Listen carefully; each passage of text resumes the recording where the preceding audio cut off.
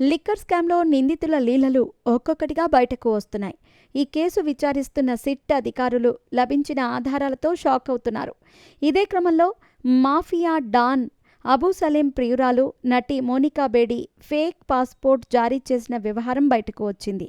ఆ సమయంలో కర్నూలు తహసీల్దార్గా ఉన్నారు కృష్ణమోహన్ రెడ్డి. సనా మాలిక్ కమల్ అలియాస్ నటి మోనికా బేడికి 2001లో ఏప్రిల్ 9న రెసిడెన్సీ సర్టిఫికేట్ ఆయన జారీ చేశారు. కర్నూలులో బాబు గౌండ వీధిలో ఉన్నట్టు తప్పుడు సర్టిఫికెట్ ఇచ్చారు.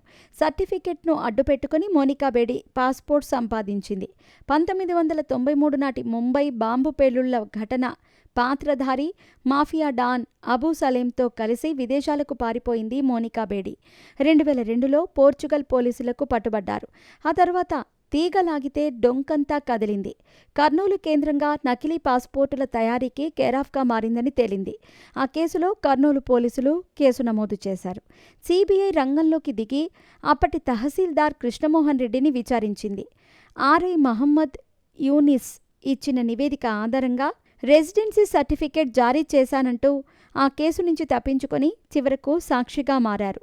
మోనికా బేడి నకిలీ పాస్పోర్ట్ వ్యవహారంలో కర్నూలు జిల్లా ఎస్పీగా ఉన్నారు ఐపీఎస్ అధికారి పిఎస్ఆర్ ఆంజనేయులు. క్షేత్రస్థాయిలో తనిఖీ ఆధారంగా సనా మాలిక్ కమల్కు పాస్పోర్ట్ జారీకి ఆయన గ్రీన్ సిగ్నల్ ఇచ్చారు.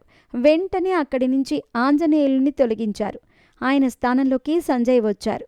2002లో నకిలీ పాస్పోర్టుల వ్యవహారం అప్పుడు వెలుగు చూసింది. ఆనాడు మోనికా బేడికి పాస్పోర్టు విషయంలో తప్పించుకున్న ఆంజనేయులు, కృష్ణమోహన్ రెడ్డిలు ప్రస్తుతం వివిధ కేసుల్లో కూరుకుపోయారు. ప్రస్తుతం జైల్లో ఉంటున్నారు. కృష్ణమోహన్ రెడ్డి అరెస్టైన నేపథ్యంలో 2002లో జరిగిన పాస్పోర్టుల వ్యవహారం మరోసారి చర్చ అయ్యింది.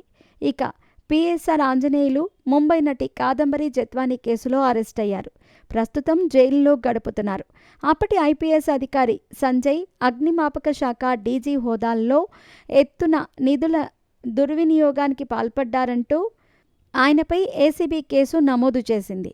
ప్రస్తుతం ఆయన సస్పెన్షన్లో ఉన్నారు.